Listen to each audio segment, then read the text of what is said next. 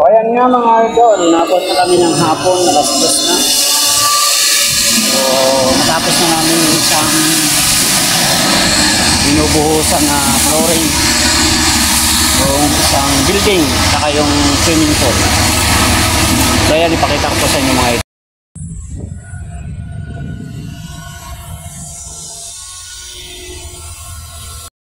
Mga idol nating construction boys.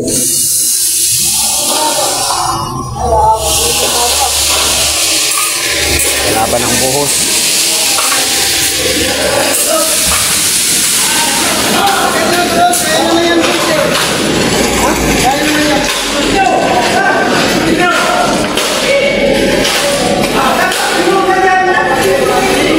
Ataw, tropa.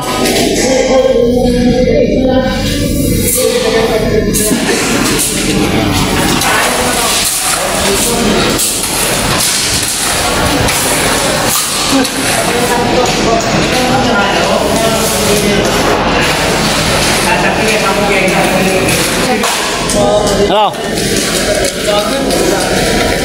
Laban, kalaban. Napapalaban naman.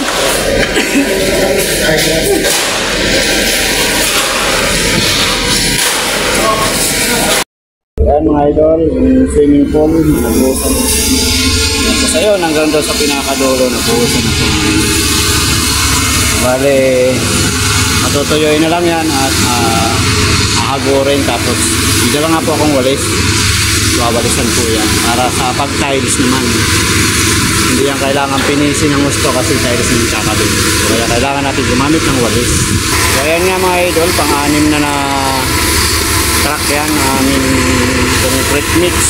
Tapos lipat naman kami dito sa isang building na naman. Ito naman kami magbubuhos. So bali, ayan yung mga idol. Bubuhos. Ayan nga mga idol, share ko lang po sa inyo ang ating buhay construction dito, no? Araw-araw. Okay lang naman ako kasi pero medyo saan-saan ng trabaho. Pero yung ating mga idol na construction boys ay sasakripisyo sila. Yan sila. Todo persa po yan ang trabaho nila. Hindi pwedeng itigil kasi bilis tumigas po yung ating siminto na ginagamit. Ayan lang mga idol, gusto lang sa inyo natin pakita ko po sa inyo mamaya yung katapusan namin. So abutin naman kami ng gabi.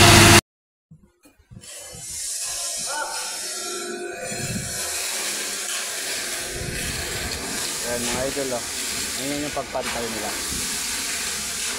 pag flooring, diba madali lang, discarding Pinoy.